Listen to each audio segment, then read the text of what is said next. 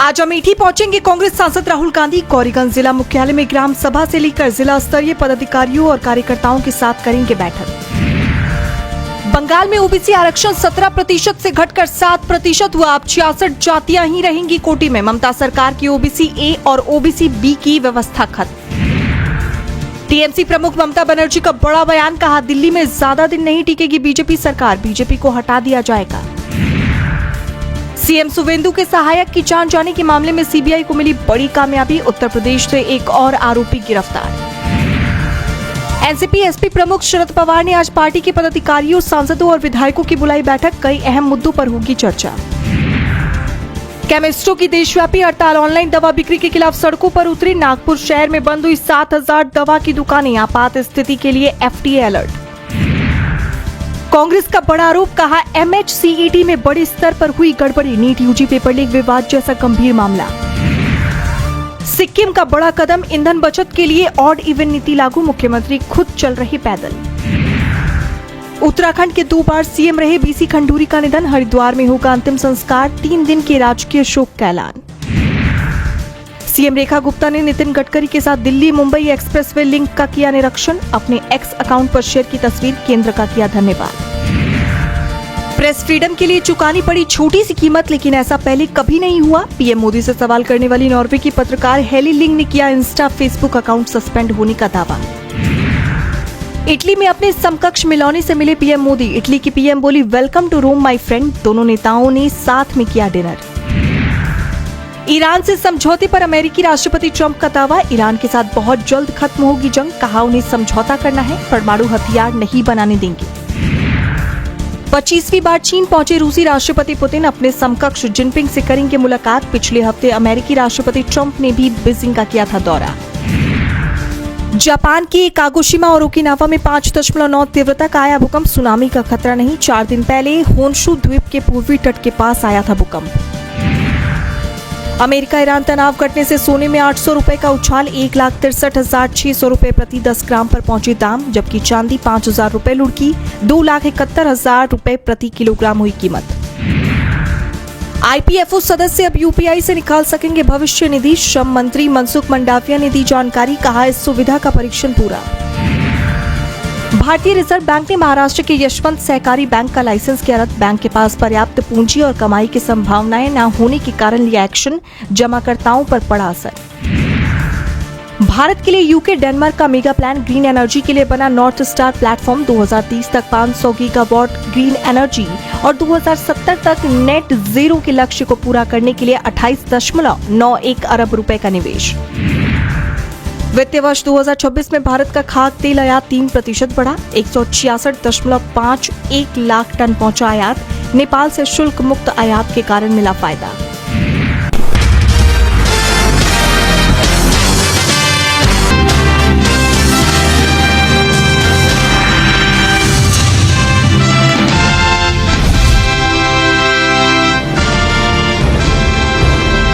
महाराष्ट्र की राजनीति में एनसीपी अजित गुट को लेकर पिछले कुछ दिनों से नाराजगी और अंदरूनी कलह की चर्चाएं तेज है। इसी बीच एनसीपी एसपी विधायक रोहित पवार ने एक सनसनीखेज दावा कर राजनीतिक हलकों में हलचल मचा दी है। उन्होंने कहा कि एनसीपी अजित गुट के 2 बड़े नेताओं की एक ऑडियो क्लिप सामने आई है, जिसमें वो पूर्व उप मुख्यमंत्री अजित पवार के बारे में बेहद आपत्तिजनक और निम्न स्तर की भाषा का इस्तेमाल करते हुए सुनाई दे रही है। ये ऑडियो क्लिप सुनेत्रा पवार और पार्थ पवार ने भी सुनी है। रोहित पवार के इस्तीफे के बाद राजनीतिक गलियारों में चर्चाओं का दौर शुरू हो गया है। माना जा रहा है कि सुनेत्रा पवार दो बड़े नेताओं जिनके नाम अभी सामने नहीं आए हैं, उनके खिलाफ बड़ा एक्शन ले सकती हैं, जिसके बाद एनसीपी में टूट की आशंका जताई जा रही है। इस बढ़ते विवाद को देखते हुए मामले पर सफाई देते हुए अजित गुट के पूर्व विधायक अमोल मिटकरी ने कहा कि हमारी पार्टी को जानबूझकर निशाना बनाया जा रहा है और कथित ऑडियो क्लिप की चर्चाओं में फिलहाल कोई ठोस सबूत नहीं नजर आता। हालांकि आगे उन्होंने सख्त चेतावनी देते हुए कहा कि अगर ये ऑडियो क्लिप सच साबित हुई और किसी ने दादा के खिलाफ अभद्र भाषा का इस्तेमाल किया है तो उसे बख्शा नहीं जाएगा। खैर, इस मामले में आगे क्या कुछ होता है ये देखना होगा।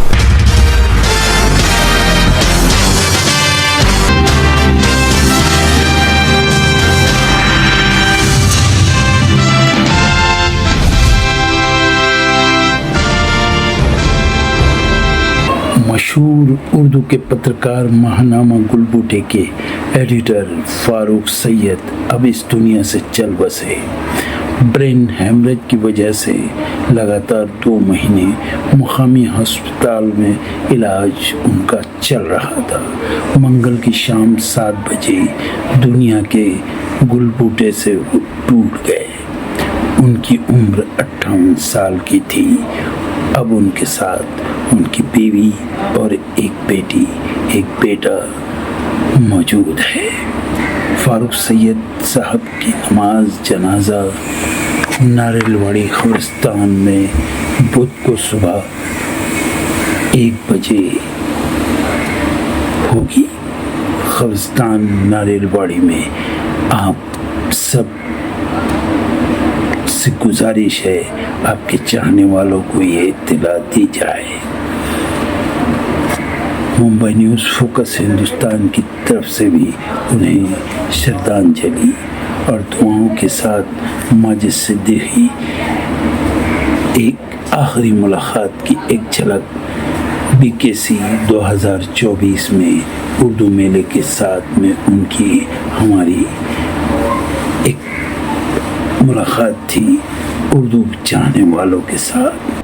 बीकेसी में पहली बार ये बम्बई का बहुत मशहूर और बड़ा एरिया है जिसमें आपने पहल की उर्दू मेले की, तो किस तरह से आपने पहले इसकी प्लानिंग की? ये मेला 26वां कौमी उर्दू किताब मेला है जो कौमी कौंसिल बराए फ़रोग़ उर्दू ज़बान नई दिल्ली ने किया है अंजुम इस्लाम के ताउन से। ये हर साल एक शहर में किताब मेला होता है। इस बार उन्होंने मुंबई को चुना है 12 साल के बाद में, और ये मेला साउथ मुंबई में कई जगह पर करना चाह रहे थे, लेकिन वहाँ पर ग्राउंड इतना बड़ा मैदान दस्तयाब नहीं था। इसके लिए ये फ़ैसला किया गया कि इसको बांद्रा कुर्ला कॉम्प्लेक्स में करें। सर, ये गुलबुटे आपका जो बच्चों का बड़ा ही फेवरेट और बहुत ही दिलचस्प मैगज़ीन है। कई सालों से मैं बच्चों के जब प्रोग्राम में जाता हूँ तो सुना हूँ, लेकिन आज मैं देख रहा हूँ कि आपने उसके अंदर और कई उसके अलग अलग लैंग्वेज में उसको वो किया। कौन कौन सी लैंग्वेज? ये गुलबुटे पहले दस्तयाब था सिर्फ उर्दू में जी, लेकिन अब हमने उसको ऐप में लाया है, क्योंकि बच्चे भी किताबें पकड़ नहीं रहे हैं, पढ़ नहीं रहे हैं। तो बहाना है कि भाई मोबाइल में बच्चे लगे रहते हैं, उनके पास वक्त नहीं है। तो हमने सोचा कि मोबाइल में ही जो है ये बच्चों को अच्छी चीज़ें दें, तो इसलिए हमने मोबाइल में गुलबुटे को एक ऐप की शक्ल में, जिसका नाम gbd.ai है, प्ले स्टोर से इसको डाउनलोड करना है, और इसमें 4 ज़बानों में गुलबुटे यानी बच्चों का मैगज़ीन दस्तयाब है। इसमें इंग्लिश है, हिंदी है, मराठी है और उर्दू है। ये सिर्फ पढ़ना नहीं है, बल्कि हर कहानी और नज़मों के नीचे एक लिंक दिया गया है। वही कहानी और नज़में बच्चों को डिजिटल शक्ल में सामने दिखाई देंगी। ये आपने पहली बार कहा कि बम्बई का इंतखाब किया गया। इससे पहले हर शहर में जी उर्दू मेला होता था, लेकिन अक्सर ये कहा जाता है कि उर्दू वाले दूसरे लैंग्वेज को क्यों नहीं वो मुंतखब करते हैं। मीन्स उर्दू के ही लोग अगर इसमें आए तो दूसरों तक ये उर्दू कैसे पहुँचे? नहीं, ये उर्दू किताब मेले के ताल्लुक़ से सिर्फ उर्दू में नहीं बल्कि अंग्रेज़ी, मराठी, हिंदी अखबारात में भी इसके ऐलानात और इसके इश्तिहारात छपे हैं। बल्कि कई स्कूलें जो उर्दू के नहीं हैं उनके टीचर्स, उनके बच्चे भी बड़ी तादाद में इसमें आए हैं। बल्कि मराठी के अदीब और शायर बड़ी तादाद में यहाँ आए। एक सेशन ऐसा भी था कि उसमें बहुत अच्छा मौजू था वो कि गैर मुस्लिम हजरात में उर्दू की तरगीब।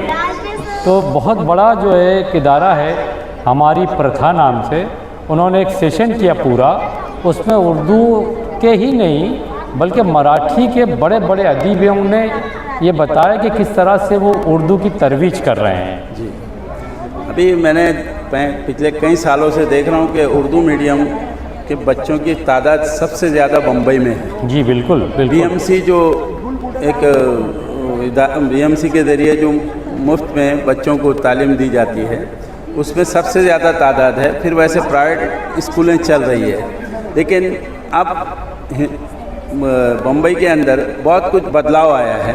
तो उसमें डिजिटल का जो कॉन्सेप्ट है पिछले 10 सालों में पूरे देश के अंदर बदलाव आया है। हर चीज़ में बदलाव आपने देखा। तो वैसे हमारे उर्दू के अंदर हमारे बच्चों के अंदर जो कंप्यूटर क्लासेस चल रही है उसमें वो बच्चे कितने आगे हैं, क्या करना चाहते हैं? नहीं, ये बहुत अच्छा सवाल है। ये फॉर्मेट जो है किताब का चेंज हो रहा है और किताब से लोग जो है डिजिटल में आ रहे हैं और ये फॉर्मेट चेंज हो रहा है, उसको आप कुछ नहीं कर सकते। पूरी दुनिया में ये शिकायत है, लेकिन हम टेक्नोलॉजी के दौर में जी रहे हैं, इसलिए हमको किताब के साथ में टेक्नोलॉजी के भी हाथ पकड़ना पड़ेगा। तो इसके लिए गुलबूटे ने पहल की और तमाम चीज़ें, कहानियाँ, नज़में ये हमने डिजिटल में पेश की और एक ऐप की सूरत में बच्चों के हाथ में है। हम ही नहीं बल्कि कई लोग जो है उर्दू वाले बड़ी बड़ी तादाद में यूट्यूब पर चैनल शुरू कर रहे हैं, ऐप बना रहे हैं। तालीम का ऐप है, खेल का ऐप है और कहानियों का है, नज़मों का है। और अभी ये जैसे स्कूलों में, उर्दू स्कूलों में डिजिटल को भी बहुत ज़्यादा स्पेस मिला हुआ है, क्योंकि वहाँ भी डिजिटल बोर्ड आ गए हैं। बल्कि म्यूनसिपल कॉरपोरेशन के स्कूलों में हर स्कूल में कम से कम एक डिजिटल बोर्ड है और ज़्यादा से ज़्यादा 10 से 12 डिजिटल क्लासरूम है जहाँ पर उनको डिजिटली पढ़ाया जा रहा है। अभी आपने डिजिटल सर्विस प्रोवाइडर फेडरेशन ने एक बम्बई में अभी तक उसकी एक्टिविटीज़ नहीं है, लेकिन मैं दिल्ली में देखा हूँ कि उन्होंने बड़े पैमाने पर हर लैंग्वेज के लिए बहुत कुछ फंड भी दिया और उनके अपने प्रोग्राम्स भी उन्होंने दिल्ली शहर में किए। लेकिन बम्बई में आपसे उनकी अप्रोच हुई क्या? DSP नहीं, अगर डिजिटल सर्विस प्रोवाइडर फेडरेशन मैंने सुना है, बल्कि आपके ज़रिए सुनकर और खुशी हुई। अगर आप ये काम लेते हैं तो हम आपको पूरी तरह से साथ देंगे और हर स्कूल में उर्दू ही नहीं बल्कि जहाँ जहाँ हमारे कॉन्टैक्ट्स हैं वहाँ पर ये आपकी सर्विसेज को हम लोग जो है इनिशियली जितनी भी कोशिश हो सकती है उसको लोगों तक पहुँचाने की पूरी कोशिश करेंगे। अभी देखिए, आज हमारा हिंदुस्तान पूरा इंटरटेनमेंट के अंदर बहुत ही टीवी पहले एक इम्पॉर्टेंट था, आज टीवी से ज़्यादा मोबाइल इम्पॉर्टेंट हो गया। जी। और इंटरटेनमेंट में पहले उर्दू ज़बान का बहुत ज़्यादा इस्तेमाल था। पुराने जितने भी एक्टर्स थे, आज के एक्टर्स उर्दू के ज़बान को इस्तेमाल नहीं करते, तो उसके पीछे उनका नुकसान भी बहुत हुआ। जैसे अभी जावेद जाफरी ने कहा कि फिल्म इंडस्ट्री भी उर्दू के वजह से मीन्स पीछे रह गई। तो आपका क्या कहना है? नहीं, ये तो जो लोग प्रैक्टिकल हैं बात सही कह रहे हैं। अब हम उर्दू वालों को इसको किस तरह से लोगों तक पहुंच सकते हैं और किस तरह से प्रोफेशनल्स का साथ लेकर उर्दू को टेक्नोलॉजी में हम आगे बढ़ा सकते हैं, ये हमको सोचना चाहिए। सिर्फ मोबाइल को बुरा बोलकर उससे दूर होने की बजाय उसकी जो अच्छाइयाँ हैं, या वो जैसे हर चीज़ अभी तरक्की मोबाइल पर हो रही है। लोग जो है पहले लाइन लगाते थे बैंक में पैसे निकालने के लिए, पैसे डालने के लिए, अब जो है मोबाइल से हो रहा है। रिजर्वेशन के लिए लोग 3-3, 4-4 दिन जो है रिजर्वेशन काउंटर पर लाइन लगाते थे, अब मोबाइल से हो रहा है। और मतलब गैस का कनेक्शन आपका मोबाइल पर आ गया आज।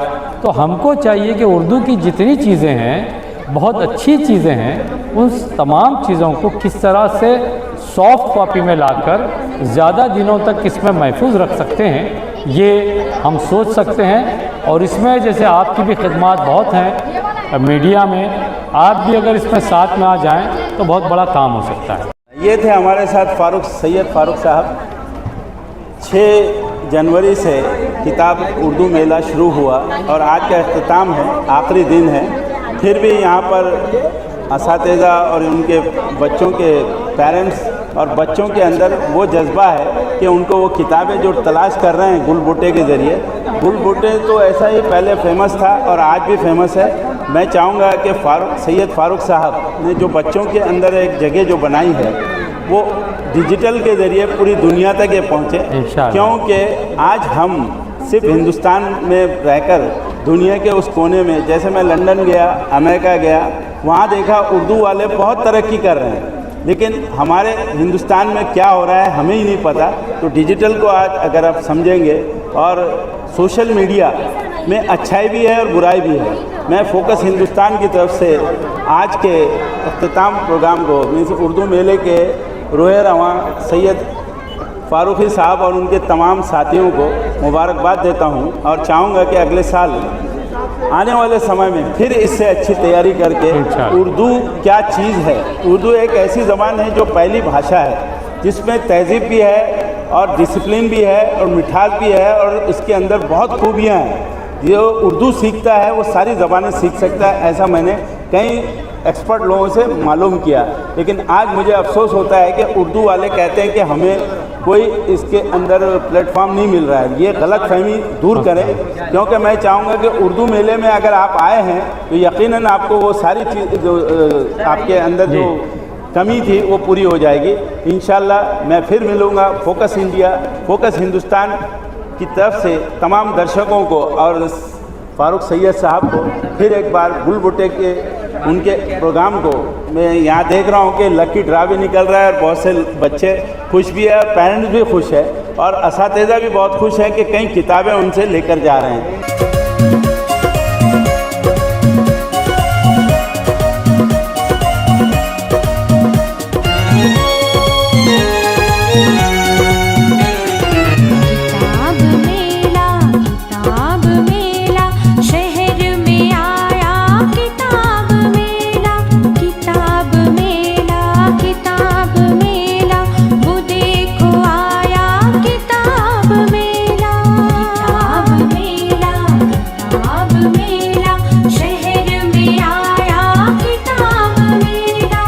कैमरामैन नौशाद के साथ एम माजिद सिद्दीकी की रिपोर्ट फोकस हिंदुस्तान के लिए।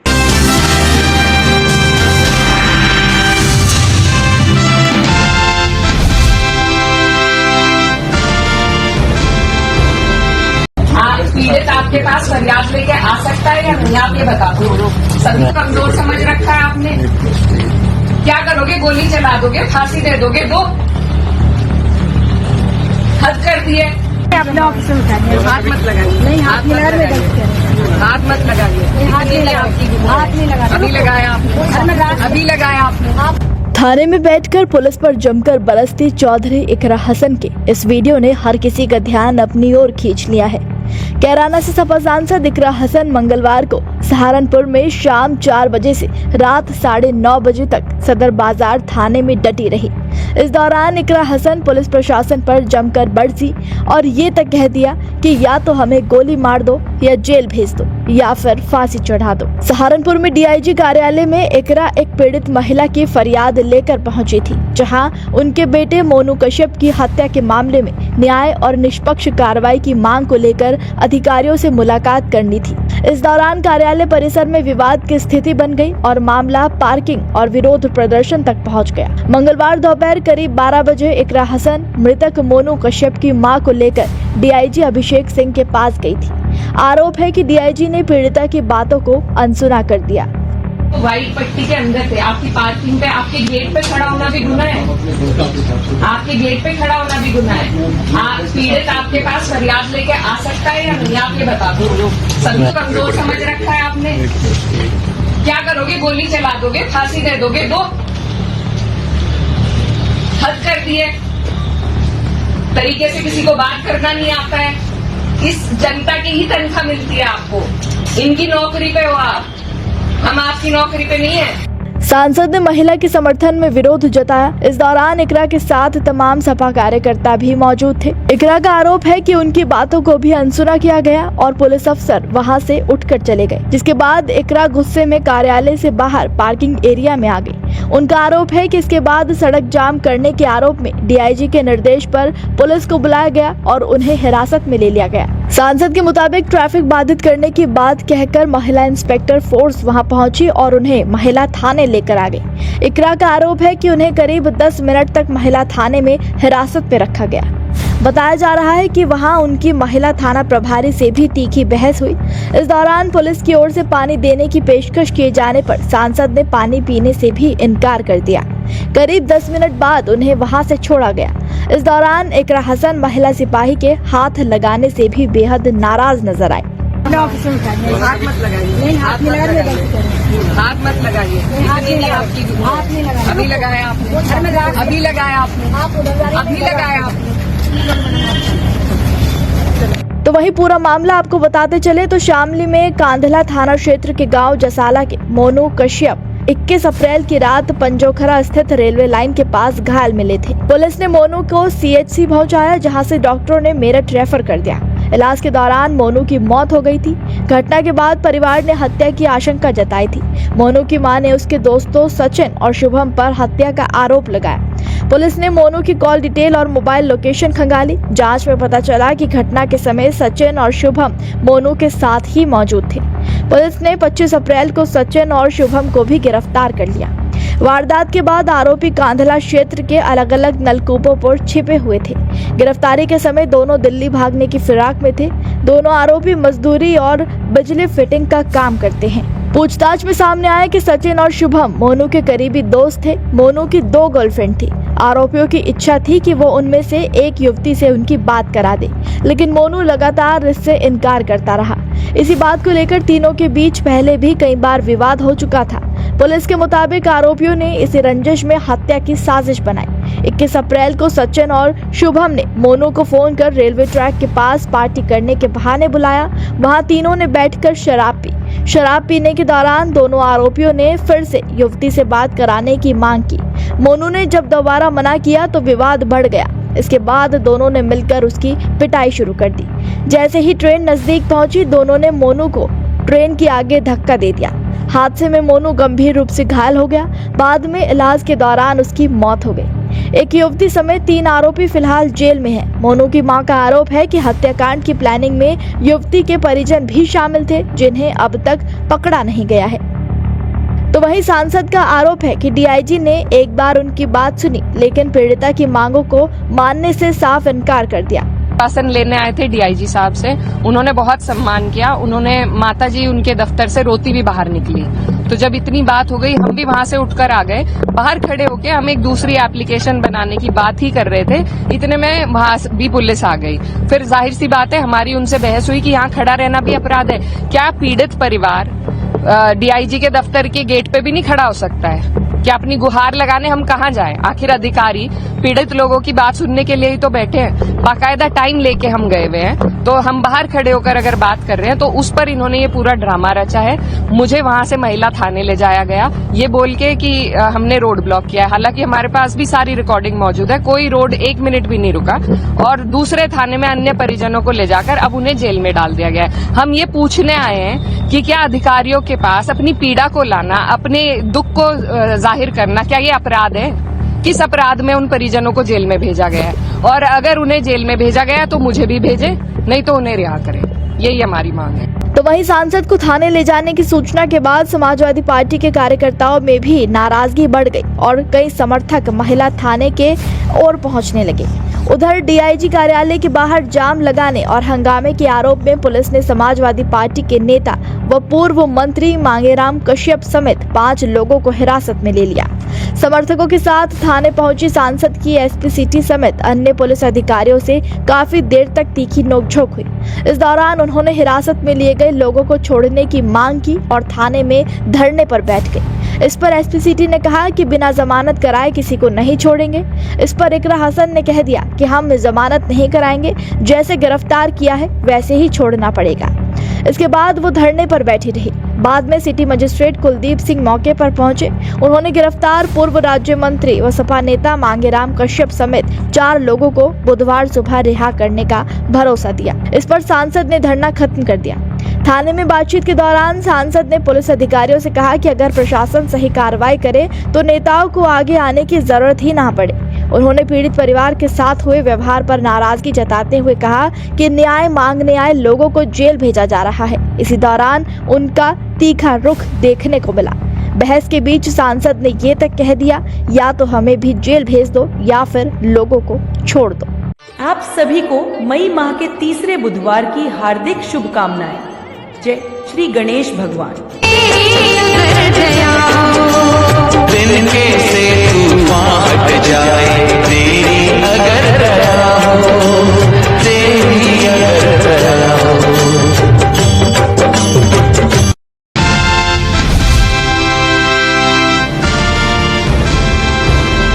भारत के गृह मंत्रालय ने पड़ोसी देशों के लोगों को भारत की नागरिकता हासिल करने के लिए नए आदेश जारी किए हैं। मंत्रालय की तरफ से जारी नोटिफिकेशन के मुताबिक पाकिस्तान, अफगानिस्तान और बांग्लादेश के जो लोग नागरिकता नियम 2009 के तहत भारतीय नागरिकता हासिल करना चाहते हैं, उन्हें अब अपने मूल्य देश के पासपोर्ट की स्थिति के बारे में बताना होगा। मंत्रालय ने नागरिकता नियम 2009 में अहम संशोधन करते हुए पैराग्राफ जोड़ा है। इसके तहत आवेदक के पास पाकिस्तान, अफगानिस्तान या बांग्लादेश की सरकार की तरफ से जारी किया गया कोई भी वैध या फिर एक्सपायर हो चुका पासपोर्ट नहीं होना चाहिए। नोटिफिकेशन में ये भी कहा गया है कि अगर आवेदक के पास कोई एक्टिव पासपोर्ट है तो उस शख्स को पासपोर्ट नंबर और बाकी जानकारी जैसे ही जारी होने की तारीख और स्थान के साथ साथ एक्सपायर होने की तारीख के बारे में बताना होगा। उन्हें नागरिकता आवेदन की मंजूरी के 15 दिनों के अंदर अपने वैध या एक्सपायर हो चुके पासपोर्ट को संबंधित डाक के वरिष्ठ अधीक्षक या डाक अधीक्षक के पास सरेंडर करने की जानकारी भी देनी होगी। ये नया प्रावधान नियमों की अनुसूची के बाद जोड़ा जाएगा। ये अनुसूची उन अफगान, बांग्लादेशी और पाकिस्तानी नागरिकों के लिए है जो हिंदू, सिख, बौद्ध, जैन, पारसी और ईसाई समुदायों से संबंधित है और भारत की नागरिकता हासिल करना चाहते हैं। नागरिकता संशोधन अधिनियम 2019 ने पाकिस्तान, बांग्लादेश और अफगानिस्तान से आए उन बिना दस्तावेज वाले गैर मुस्लिम प्रवासियों, जिनमें हिंदू, सिख, जैन, बौद्ध, पारसी और ईसाई समाज के लोगों को भारतीय नागरिकता देने का रास्ता खुल गया है, जो 31 दिसंबर 2014 से पहले भारत आए थे। गृह मंत्रालय के इस फैसले के बाद अब माना जा रहा है कि भारत की नागरिकता लेना अब उतना आसान नहीं होगा जितना पहले हुआ करता था।